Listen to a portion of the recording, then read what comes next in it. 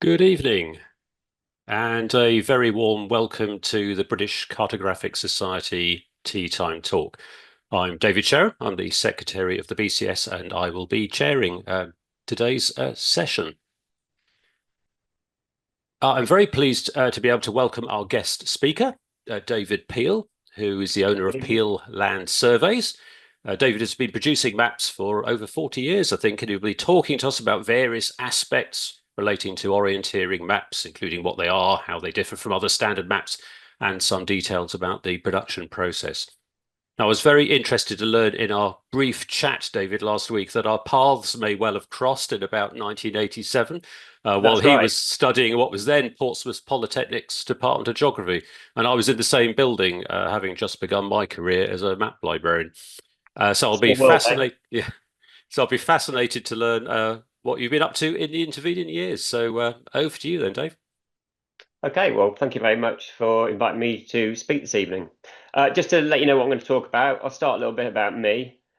Then we'll move on to looking at what an orienteering map is, how it differs from other maps you might have come across. We'll then move on to the process that I go through to make maps with a blank sheet of paper to the map in people's hands. Then I'll look at how the mapping has changed a little bit, the future, and then I think we'll have some questions and answers. So save up your questions to the end.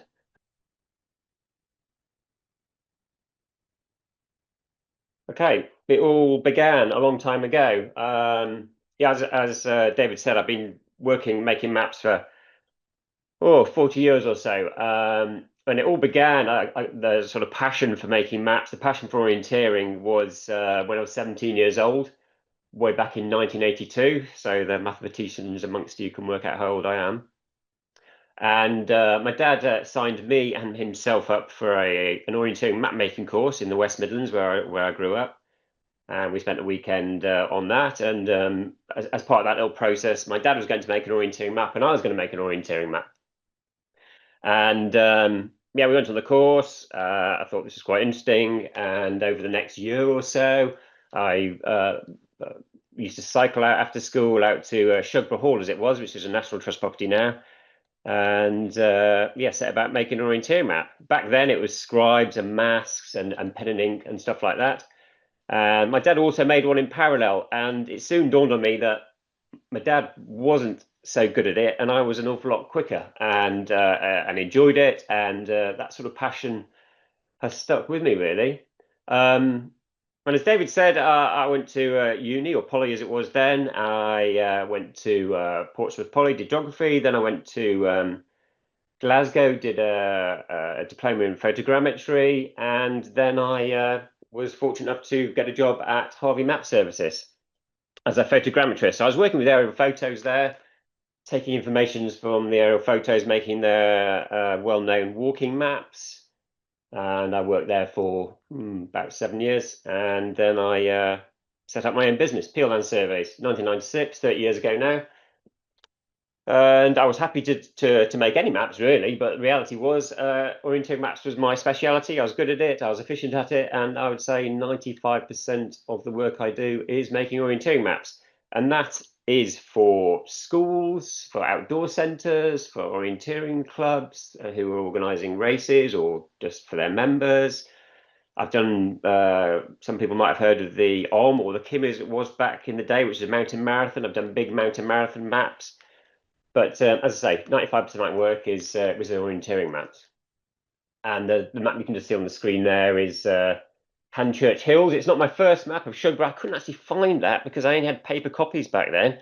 And my filing system isn't that efficient. So Hanchurch Hills is the one I've got there. And that was the first map I did when I started working Peel Land Surveys, when I set up my business. And I got a contract to make all the outdoor centres in Staffordshire.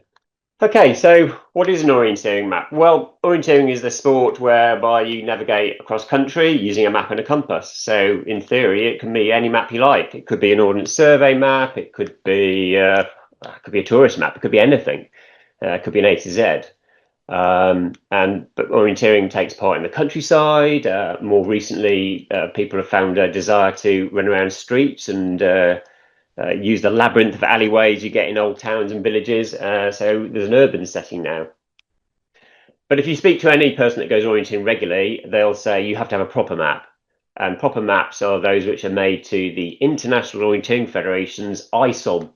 And ISOM is my Bible. ISOM is the international specification for orienteering maps.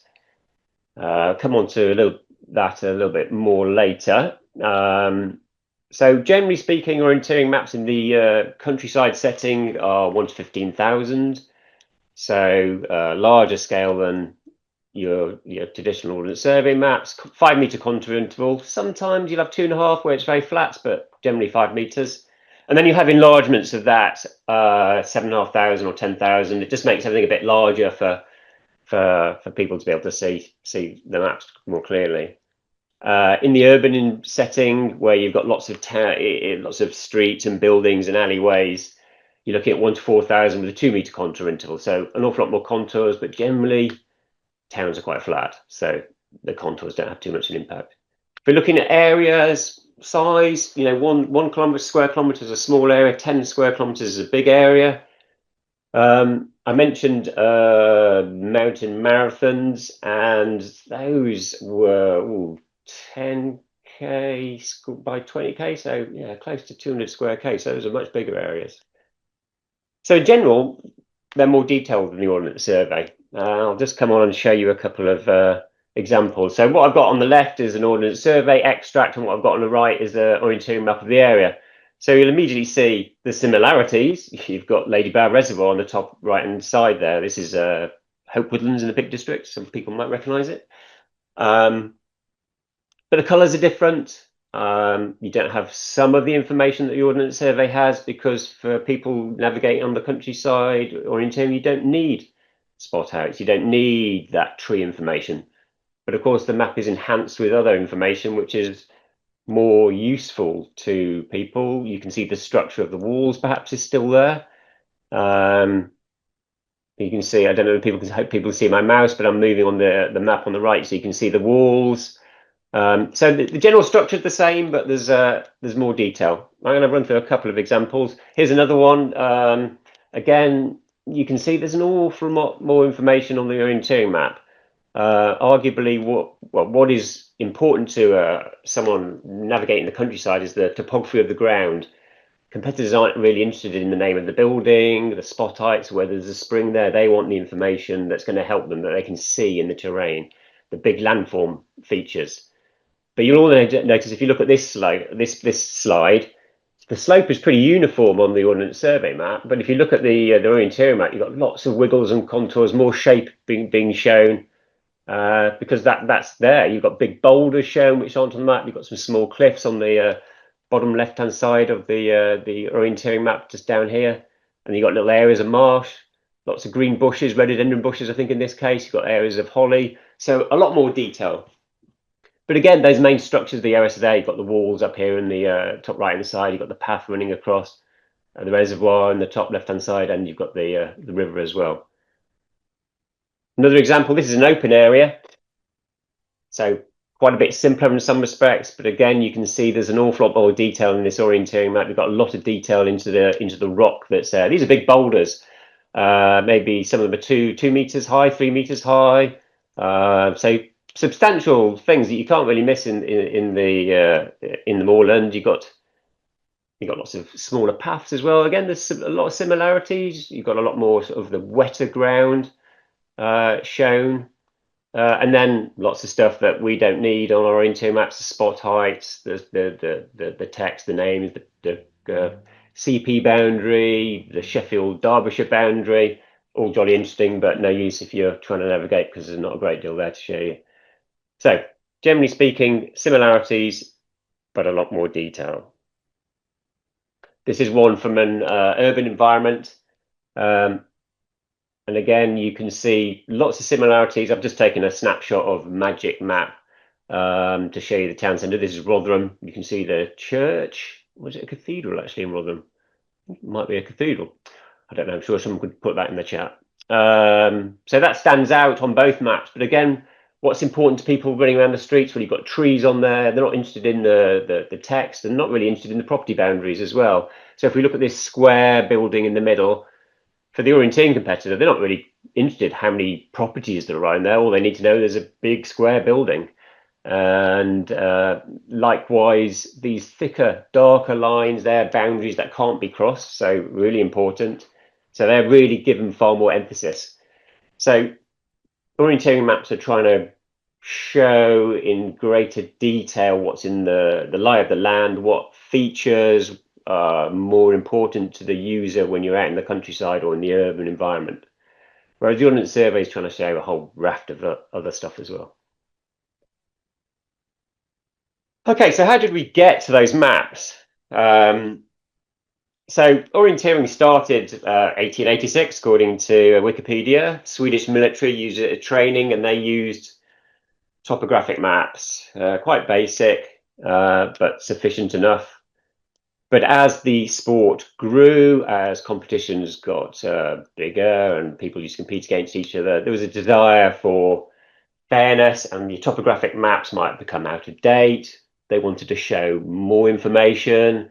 So as competition developed, the maps developed.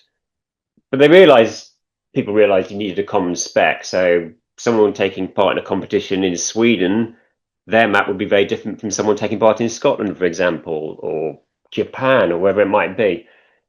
So I think something this is quite clever, really. So the International Orienteering Federation, IOF, they had a map commission, and in 1965, they realized that we needed some common specifications here so that people, if they travel from Japan to Sweden or from Great Britain to Switzerland, they can pick up an orienteering map in a competition, and it will be familiar to them. The symbols, the specification of the map will be the same as they'd find back in home.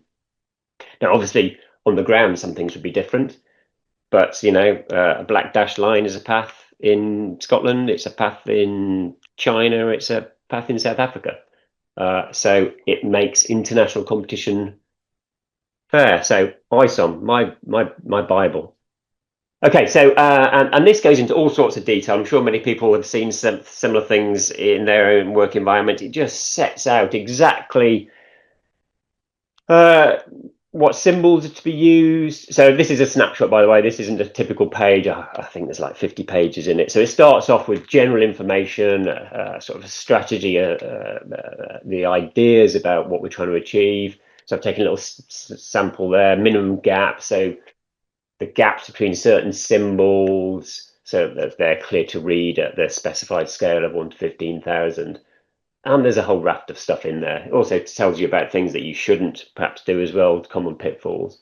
And then it has a list of all the symbols that you're allowed to use. And you're not allowed to make your own. People do, of course, but in the bigger competitions, it's really strictly controlled. You can only use their symbols. They all have a number, as you can see. So 107 is an erosion gully. It gives you the specification, minimum sizes, minimum lengths, and a little description about what an erosion gully is. Now, that might seem obvious to someone in Australia where they have gold mining. We know what erosion gullies are, but what does one look like in North America or in Scotland or Yorkshire? So it sets out all the different symbols, a little bit of a description, minimum heights, minimum lengths, etc., trying to bring control. So we've got cliffs, we've got footpath, and then we've got vegetation features as well. The little red arrow signifies that it has to be orientated to north. Okay, so what's the process to get to those maps? Well, you could give them lots of names, but for me, there's 4 stages. The base map, which is your starting point. For some poor people in the world, that could be a blank sheet of paper. It could be a topo map. It could be all sorts, but it's all the information you can gather to start off with the project. And obviously in Britain and many other countries, there's an awful lot of sources of information. So this is the starting point. You gather all that information, and then you go and field check. You get out into the forest or the countryside or the urban environment, and you check those features, and you allocate appropriate symbols to them so that you're envisaging how the finished map will look. So field survey involves walking around, checking your base map, making sure you can see all the features, etc. Cartography, which you'll all be very familiar with, that's bringing all that information from the base map and the field survey, getting it onto the computer nowadays and producing the finished map. And then finally printing. Well, in orienteering, we always use hard copy still. It's a map and a compass that people use. So printed hard copy is what the end user will be working with. So the 4 stages. So base map production is probably 40% of the time in producing an orienteering map, and it is changed quite dramatically over, well, not dramatic, but it's certainly changed a lot over the time I've been producing it. And the first thing that's a huge benefit nowadays, and my starting point, is LiDAR. I'm sure many people have come across it. It is nirvana for me. It's just such a massive source of useful information. Adding to that, we have aerial images. I've always loved looking at aerial photos. When I was at university, one of the job ideas I had was to go into the RAF as a photo interpreter. I just love the idea of trying to find things on aerial photos. So aerial images, and of course they're far more widely available nowadays, are just so useful. So another 2 great sources of information there. Also, if you look at historical aerial photos as well, Google Earth nowadays has this feature whereby you can scroll back through time, and that's really useful. Not necessarily to see whether things have changed, but what you'll find is 1 year the photos are taken in the summer, another year they might be taken in the winter. The lighting might be better in one of the photos. In 1 year they're taken, there may be better resolution as well. So the ability to pick and choose, really useful.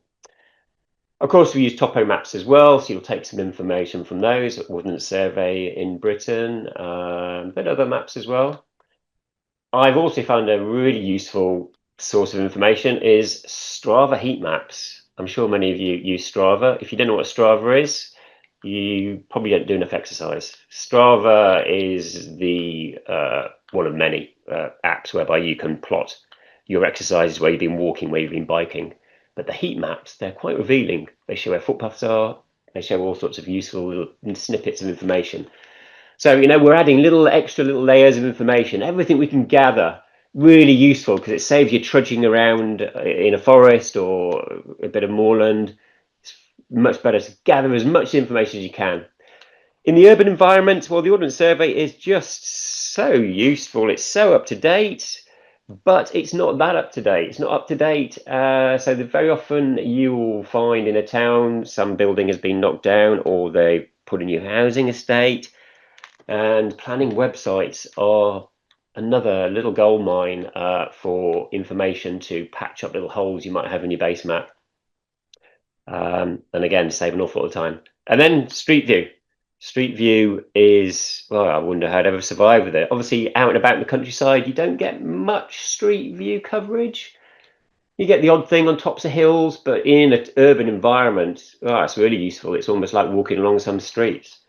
So we've got all these sources of information.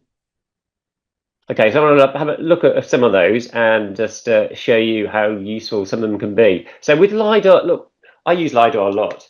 I don't totally understand it. I'm an end user, so in the software that I use, I can process the LiDAR. I get it from the Environment Agency, and I run it through a little bit of processing, and my software comes up with a whole series of images and produces contours, and they are just so useful. So on the left-hand side here, we have LiDAR, and the right-hand side, we have the finished orienteering map for that particular section. So I can produce 3 different images from the LiDAR, so I can process 3 little things, and some of these I'm sure will be very familiar to you. If people have watched archaeology programs on the TV, they find Roman remains and Iron Age forts and all sorts using the ground shading, which you've got on the left there. And I've highlighted a couple of, one feature there. You can see on the red on the left-hand side, you can see the path, and I've highlighted it on the right.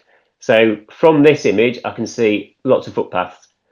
And I can also see, if we go up to the top right-hand side, you can see the edge of the field. And at the bottom, you can see the edge of the field as well. Really sharp, crisp edge. If you move up through the middle, again, you can see some of the footpath. So we can start to get some information here. And of course, you can all see the bomb crater. It looks like a crater on the moon, and that's on this circular brown ring contour on the right-hand side of the orienteering map. So lots of information from that ground shading. Then we have slope gradient, which has its merits as well. Again, we can just take off another little slice of information from it. So this basically just shows you the gradient of the slope. So the darker it is, the steeper it is. So if we look at the same area where this path is highlighted with the red line, if we just stick on that bit, you can see that on the southern side, there's a really steep edge to it. Probably not big enough to get where it hasn't gone on the map, but it shows the steepness of the ground. Again, can be quite useful for rocks, and I'll show you an example later on how incredibly useful that can be. Also helps when you're doing the contours as well. Come on to that in a bit. But again, that crater really shows up. Right, contours. Everyone needs contours on an orienteering map. The LiDAR produces amazing 1 meter contours, really detailed. And I find them incredibly useful for helping me pinpoint where I am when I'm out and about. I have a GPS, but I don't use it to tell me where I am. I can always identify where I am from the shape of the ground, and I can get a really accurate position just using the map. A quick sidestep, if you like. Well, I'm talking about accuracy. So orienteering maps are very detailed. They're very accurate. But in terms of spatial accuracy, well, they don't need to be 1 centimeter accurate. They don't need to be 20 centimeter accurate. Because if you think of the end user is someone using a map and a compass. They don't have a GPS. So the end user accuracy requirement isn't pinpoint centimeters. It's 1, 2 meter accuracy. And certainly for the usages that I find, I can pinpoint my accuracy just by navigating. Anyway, I was a little sidestep there. Sorry, back onto contours. So look, LiDAR produces these amazing contours on the left-hand side. I've got a bit of shading behind. It helps show the ground. I emphasize the 5 meter ones. They're the end point. But you'll see they're very zigzaggy on the left. They're absolute contours. They're brilliantly accurate. But of course, as I just mentioned about accuracy, the orienteering person doesn't really care whether the contour is absolutely spot on to that 1 meter height or that 5 meter height. What they're using the contours for is to show the shape of the ground. And we need to manipulate those contours to bring out that 3D image on the final map. So they're a really good starting point, but we manipulate them, we smooth them, we move them. So I've just highlighted one where the contour on the LiDAR on the left-hand side, which is highlighted with the red arrow, is just drifting on a flat piece of land, doesn't really show anything. But if you look to the left, the contours, the 1 meter contours, they get closer together, which, as you all know, would mean the ground gets steeper. So what I've done there is I've just shifted that contour over to the left. So you've got 3 contours there on the actual finished orienteering map, emphasizing that steeper slope. And again, on the right-hand side, we've just taken all the little wiggles out of it. Okay. One of the things that my processing can produce is a vegetation height map. So you set in various parameters. You color coordinate it. So white is above 20 meters, I think. That bright yellow is less than 1 meter. So you put in these parameters, and then it effectively creates a vegetation map for you. On the left, you fundamentally can see you've got a lot of forest, which is the white. Where it starts to go green, that's sort of lower canopy. Around the edges, it's picking up the edges of the trees, which are a bit lower. And there I've highlighted a couple of features. In the top right, you can see this thinner brown or orange line. That's the wall that you can just see that I've highlighted on the orienteering map. So it's a bit of open ground, and there's no trees. The LiDAR's picking up the wall and sending back a signal, which is saying it's about 2 meters high. So all of a sudden, I can begin to pick up more information from this. If you look at the other arrow towards the bottom, it's highlighting a clearing in the trees. You can see on the orienteering map, it's shown in yellow. Yellow is open ground on orienteering maps. It's quite historic, really. So when the IOF made their ISOM, they had to decide what colours. And Finland was big into orienteering, and Sweden was big into orienteering. And at the time, on their topographic maps, because their whole country is pretty much forest, they didn't bother to show the forest with green. Their forest default was white. So slightly quirkily, forest, the default for forest is white. When the forest starts to get thick and you can't get through it, then you get green. So it's a little bit strange. The flip side over there was they have yellow to show their open ground, so hence we have yellow for open. So here we have a clearing which I've highlighted, and you can see on the LiDAR the little clearing as well. And again, you can see the fields. So one thing with LiDAR is this is the first return LiDAR. So first return is your light. Well, people can correct me in the comments. My understanding is so that the light beam comes down and it bounces off the first thing. So it bounces off the tops of the trees and goes back, and it gives you the height differential, can give us the vegetation map. So this is first return.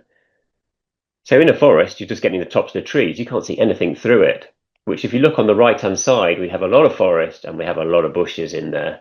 So how do we find those bushes? Well, thankfully, we have last return LiDAR, which penetrates deciduous trees and bounces off the next thing. So if we look on the left-hand side, we can see with the dark green. So again, it's the same height profile. So yellow is the ground effectively. The sort of brown orange is maybe something that's 1 to 2 meters high. And then the darker greens are things that you're looking at 3, 4, 5, 6, 7, 8, 9, 10 meters high. And then the white is still the same as it was on the previous image, which we're looking at about 20 to 30 meter height. So all of a sudden we've stripped away those deciduous trees and we can see all those bushes in great detail. So bingo, we don't have to spend ages finding those out in the terrain. They're on the screen in front of us. So all that information gathered onto a base map. But if you think back to where I pointed out the wall feature before, the thin brown orangey line, which I'm highlighting on the left-hand side, all of a sudden now those trees have been stripped away. We can see that wall in its entirety. And we can also see the ruined wall coming south and pretty much connecting up with the other field at the south of the map. So all of a sudden we're getting another little layer of information on our base map. And just out of interest, those white blobs, they're coniferous trees, pine trees, so they always stay white like that. So again, we can differentiate different species of trees, which sometimes is useful to show on the map. Next up, aerial photo. Lots of information for aerial photos. Not so much on this, unfortunately, than this particular example. But again, we can see the fields, we can see the tree cover. But again, I talked about going back through time, looking at different types of dates of aerial photos. This is one taken in spring, so you can, yeah, you can see. Trust me, you can see the pine trees again there, and you sometimes can begin to see through the trees to stuff below. Okay, but in an open area, well, there's no trees, so your aerial photo just shows everything. So I've highlighted a couple of things here. If we start with the arrow in the top left-hand side, you can see the bracken is the darker green, and then we've got an area of sort of paler ground, and that is an area of marsh. So we can see all the areas of marsh here. We can trace those off the aerial photograph. I've highlighted a boulder as well in the circle in the middle. You can see boulders, and then once you've established that's a boulder, you can see there's lots of boulders, and you can see on the final map there's lots of boulders. So we can trace all those, take those off the aerial photograph as well. And if we look just to the right of the circle, the boulder, we can see running north-south the footpath, which you can just see on the orienteering map on the right. It's a sort of intermittent dashed line. Now, if you look in the orienteering map, I've taken a little snapshot as well. This grey box, that is the slope gradient for this area. And the slope gradient really shows up the vertical lines in black. I hope you can see this clearly, but you can see the distinct thick black lines. Basically, what that's telling us is that is a vertical drop of fairly significance, and on the actual orienteering map, you can see those black lines correspond to the black lines of the cliffs on the orienteering map. So again, there's a whole nother little layer of information we can take off the LiDAR. So you're beginning to see why I love LiDAR. It just, so much information you can get from it. It's just remarkable. I don't know where we would have been without it. Now, Strava heat map. I'm sure some of you were thinking, this guy's a cowboy. He's using Strava heat maps to make maps. God, this is ridiculous. Well, give me a second and I'll explain. This is an area of Wallcliff, lots of mountain biking, lots of downhill mountain bike trails. And a Strava heat map, for those people that don't know it, it just shows where everyone's been. It compiles everyone's routes, everyone's GPS traces. The more popular, the paler the color on the left-hand side. So you can immediately see some really white lines, which are big forest roads. But if you just, if you want to register the two together, I've highlighted a junction with the red arrow on the left-hand side, and on the right-hand side you can see the same red arrow. Now, on all the other base maps and the on the LiDAR, these new mountain bike trails, they just don't show up anywhere. But on Strava, they show up. Brilliant. Look, and this is the finished map on the right and the Strava heat map from the left. And it's not perfect, but what it does do is it tells you where to look for the mountain bike trails, because they're really difficult to see. If you're walking along a big track, they very often push through a little tiny bit of bracken. But out in the forest, they can be really useful for people to navigate and run along. I've also found that when I'm walking through the woods and you come across a mountain bike track, you've got nothing on your base map and it goes left and it goes right. Which way do you follow it? And they twist and they turn, and it just takes an eternity to plot them. But all of a sudden here, it tells me exactly where they are. I will need to walk them to tie them in exactly with the other information, but I know I don't have to hunt for them. I know I can spot them all. So another piece of the jigsaw to make that base map really, really accurate. And I mentioned Google Street View. It's just brilliant. So Dolgellau, I'm sure people know where that is. It's mid Wales, lovely little market town.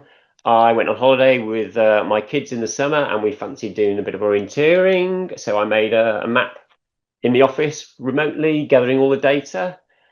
And it's pretty much 98% complete. But the big bonus on Dolgellau on this particular project was Street View. Every single little alleyway, every single street had Google Street View. So effectively, I could walk around Dolgellau in the comfort of my office and field check from my office. So I've just highlighted the main street there.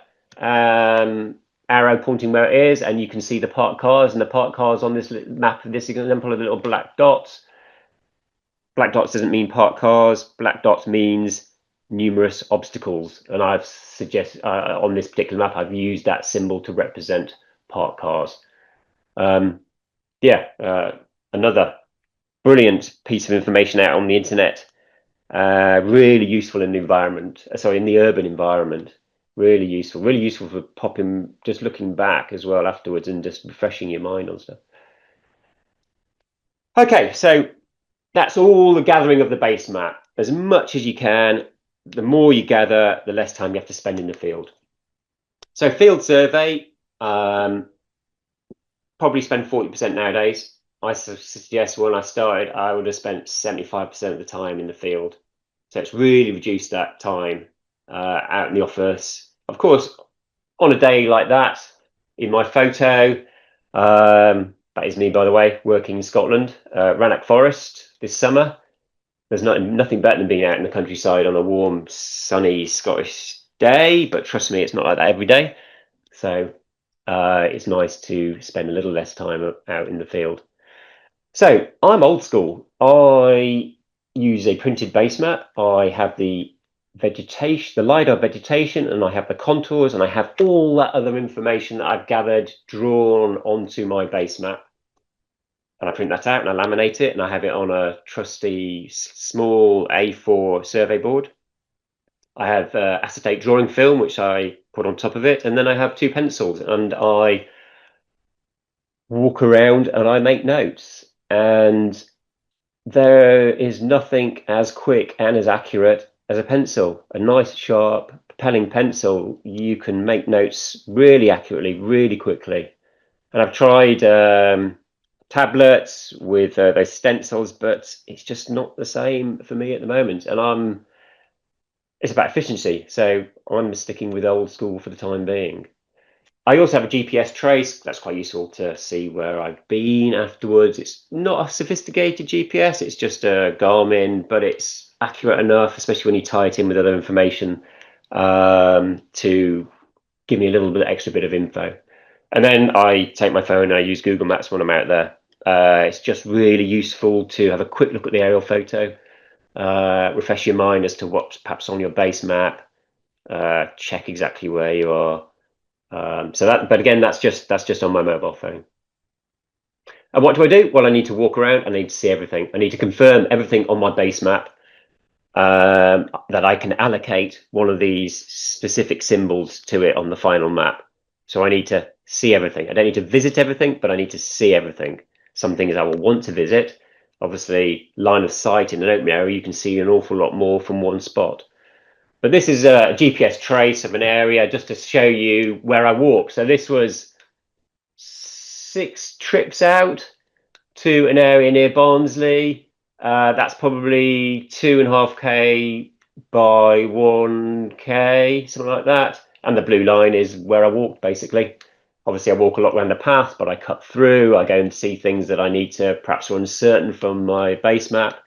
So I'm traipsing around, walking around, and I probably walk between 10 and no, not 10. So if I do a whole day, 6 hours in the field, that's all I can manage nowadays. I'm getting old.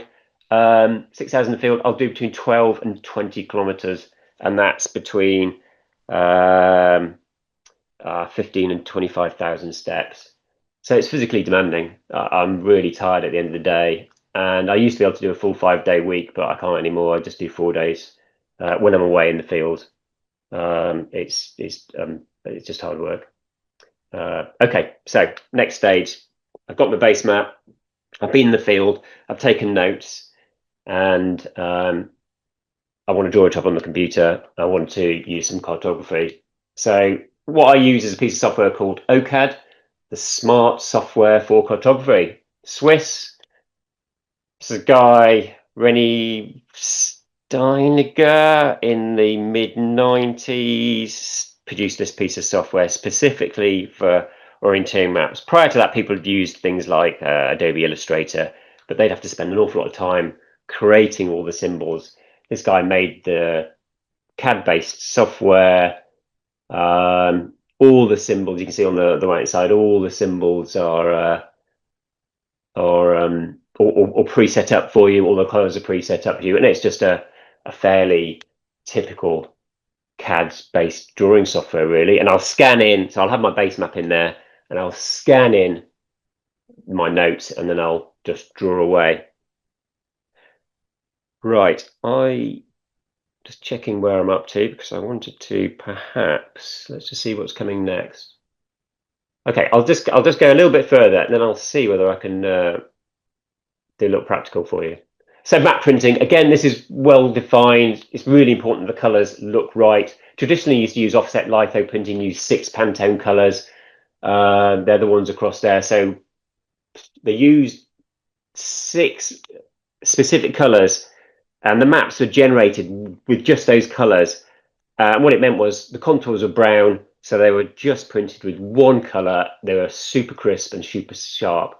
Same with the blue features, etc. So what this meant was you get really clear, crisp printed maps. So if you think about Ordnance Survey maps, and majority of maps, when they're hard copied, they're CMYK printing. So your brown contour line will be made up of dots of the 3 process colors and a bit of black, and it's just not as sharp. So this is the route they went down way back when. Nowadays, you get a lot of digital printing, far more, gives you far more flexibility. Things have improved, the quality of them improved. So nowadays, it's all digital printing, but the colors have to be the same. That's really, really important. A bit like the symbols being specified, the colors are specified. All sorts of issues have occurred in the past over colors not being so good. Okay. I'm just looking at the time. I'm going to keep going to the end, and then I'll go back. So I've touched on this as we've gone along.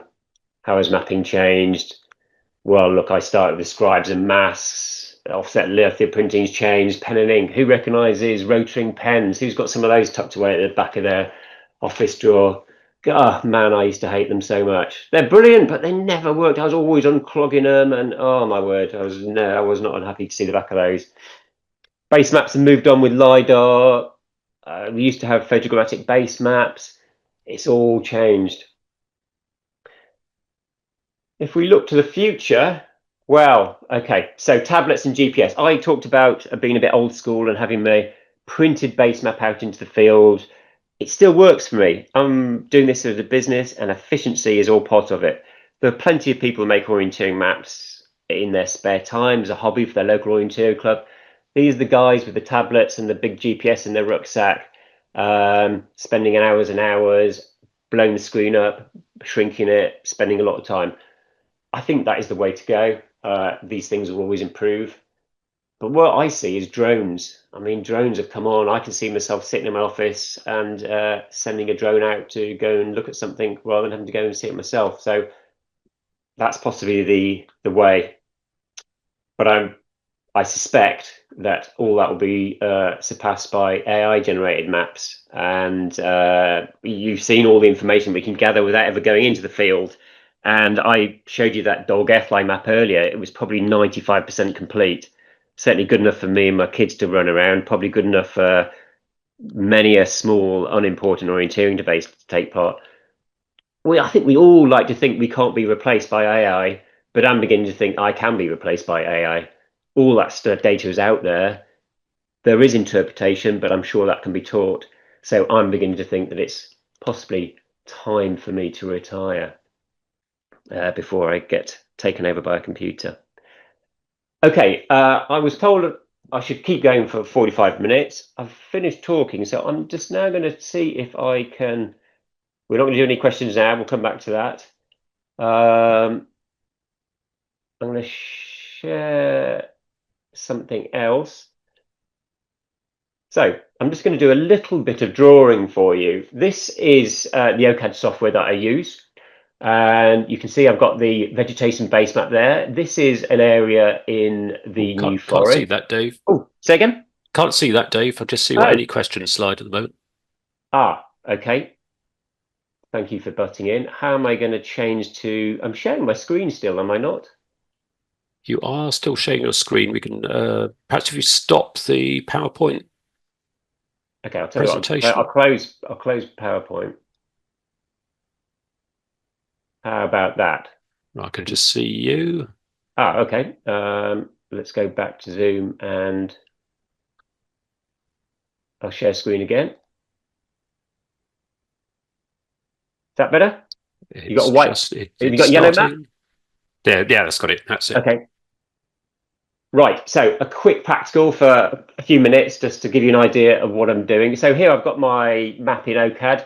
I've got the artwork on the screen. If I just so I'm hiding the base map behind. They're all images behind. So I've just hidden those. You can see the data that I've got there. So I'm just going to go back to the base maps.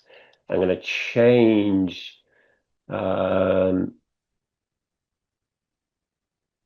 going to bring that down so I can come here. Background map, manage. So I've got the vegetation height map I talked about earlier. I'm just going to go to the hill shading and see if we zoom in, we can begin to see the route of a path here. You see where it's slightly smoother here. We've got slightly bobbly. This is heather. There's the path here. So I'm going to just draw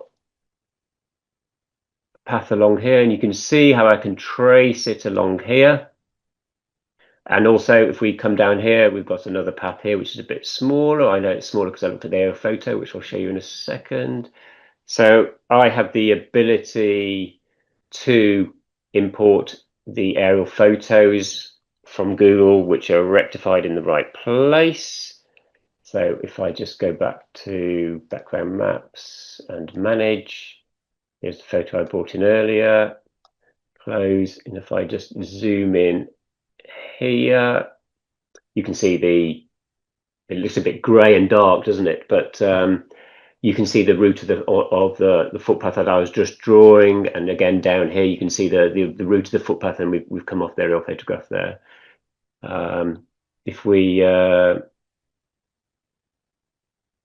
just move over this side again, I'm just going to put in a few contours for you. So I will hide the aerial photograph and bring up the hill shading back again and move out a little bit. So down here I've drawn a couple of contours just to show you how we're not sticking to the exact true contour, because you can see here there's a bit of a break in the slope. If I move over here as well, just down this way a little bit, we can see there's a break in the slope here.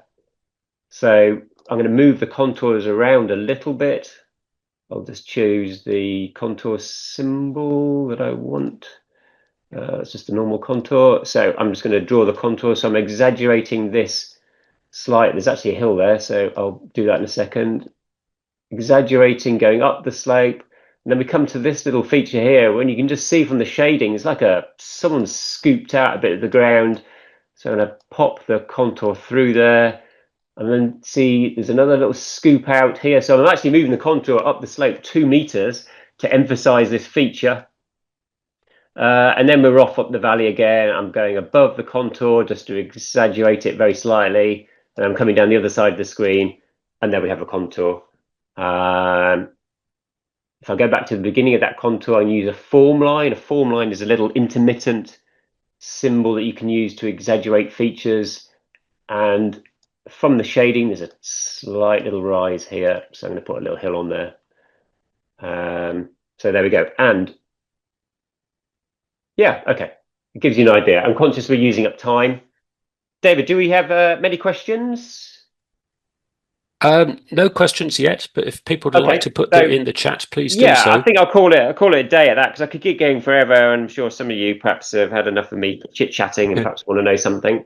But yeah, there you go. You get an idea what I do. I gather. My job has changed considerably from where it started. I'm gathering data and interpreting data. I'm spending an awful lot of time in the office compared to what I used to. So there we go. Anybody got any questions? Brilliant. Thanks very much, Dave. That was really good. I enjoyed that. Particularly, I loved your slides and those side-by-side comparisons that you had. Really good. And I enjoyed the Strava heat map, which I must admit I've not seen before. I think you were suggesting that means I need to get out more. Well, you don't have to, of course. I'm sure there's other types of software, so maybe you do get out a lot and you plot your route something else. I don't know. Yeah.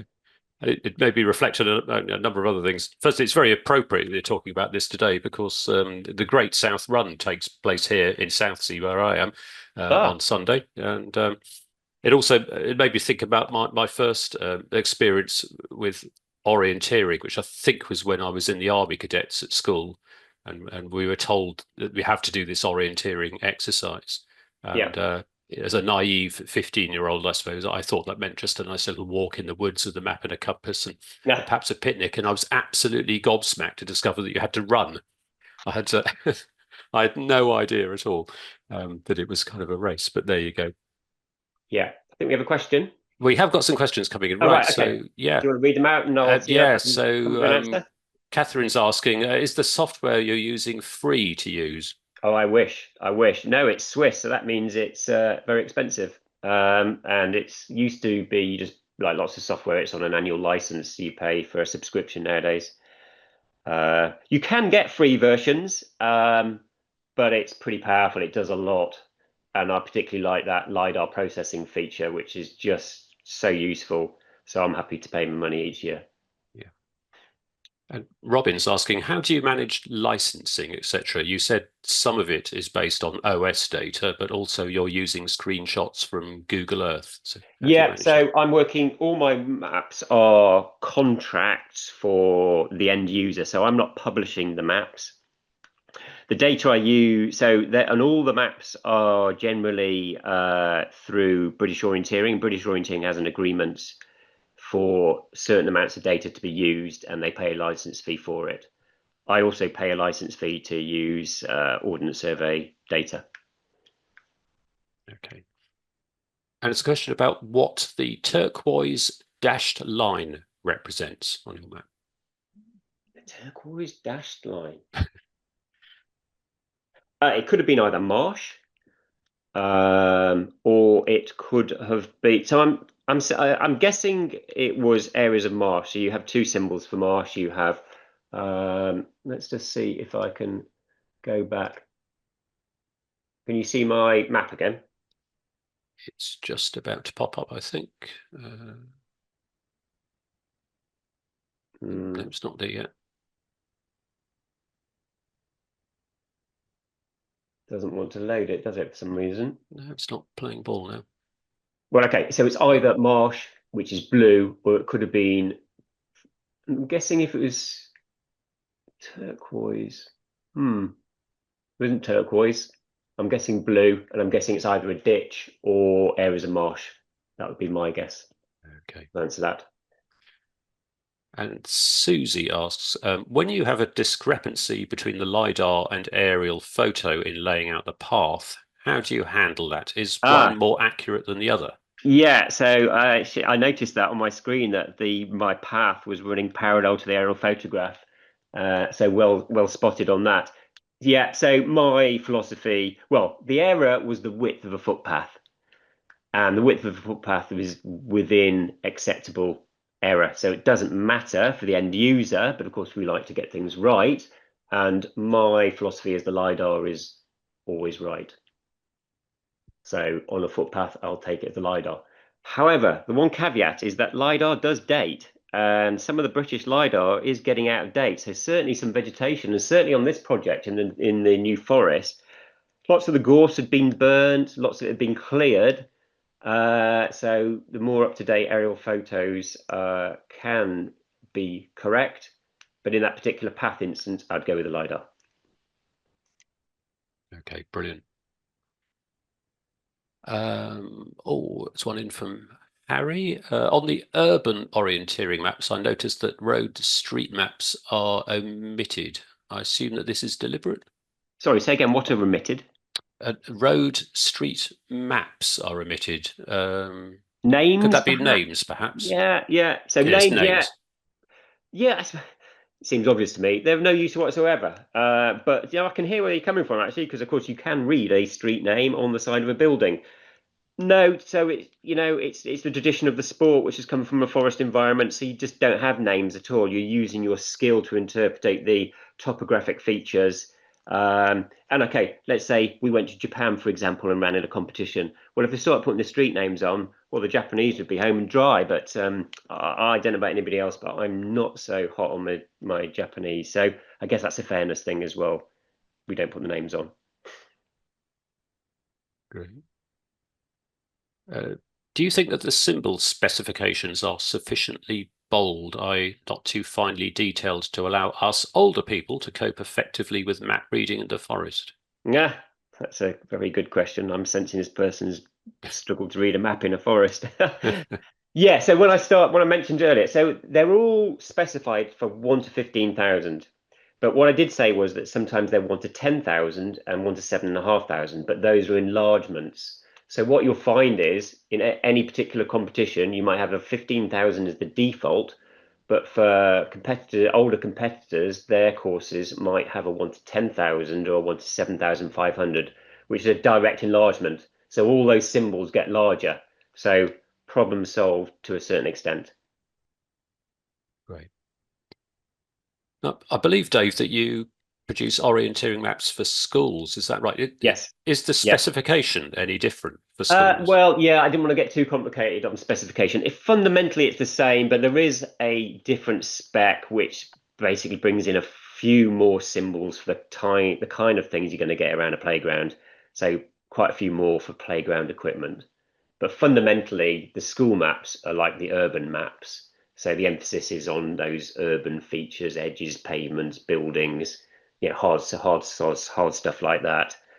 Yeah, fundamentally, it is the same as the urban, but they do have 1 or 2 extra symbols. Right. Okay. And you were And so talking. just another thing. So Mm, on specifications, there's a different specification for mountain bike orienteering because again, the emphasis there is on the trails rather than the forest. What's it like to cycle along? You also have ski orienteering, big in Scandinavia, where they can do cross-country skiing, and you have another specification for that, where the ski trails have the emphasis on that rather than the forest, if you like. And then getting even more niche, people have started putting on orienteering events in buildings, huge big buildings on multi-leveled floors, which creates a sort of a huge 3D puzzle.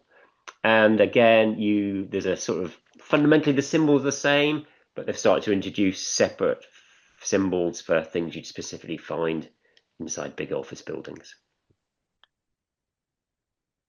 we've got a couple more questions. I think we've Well, got you come time in. for. Yeah. Yeah, yeah. Would you agree that being a mapper makes you a better orienteer, and being a regular orienteer makes you a better mapper?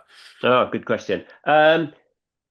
So doing lots of orienteering, does it make me a better mapper? It probably does. Yes, because you're familiar with the end product.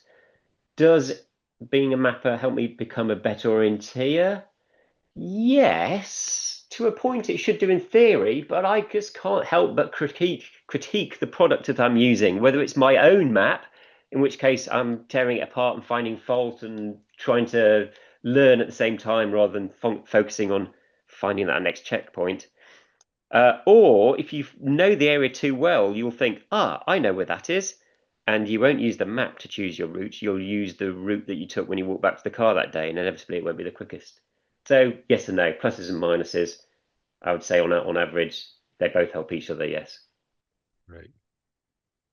And probably, I think will have to be our final question. Okay. Have you encountered AI generated maps professionally, and how do you think they compare? So there are these things going on. So there was something called a map ant, which made an orienteering map of the whole of Finland, the entire country. It's pretty much the same size as Britain. It was this endless map. It was just incredible. Um, they're not there yet. I showed you the thing about the contours, about how you move them up and down. That requires quite a bit of knowledge and interpretation. He says, convincing himself he won't be put out of a job. They're good. I would say of certain areas, they're probably 80% of the way there. Other areas, they're still at 50%. I suspect orienteering isn't a big enough market for these big companies to get involved. There's other things for them to invest their time in. So I could be okay for a few more years. Well, thanks very much, Dave. That's been an absolutely fantastic presentation. I Oh, really, glad really you enjoyed enjoyed it. that. And thanks to all of those who have joined us this evening for today's Tea Time Talk. The last in the series for this year will be on Thursday, the 20th of November, when Jim Turner, the lead survey control engineer at High Speed 2 Limited, will be telling us about the surveying approaches and geospatial data used during the HS2 project. So I should look forward to that one. Further details will be made available in due course via our usual channels, and I do hope that you're going to be able to join us for that one. So, yeah, thanks again, Dave. Thanks to everyone for joining, and I'll say good night.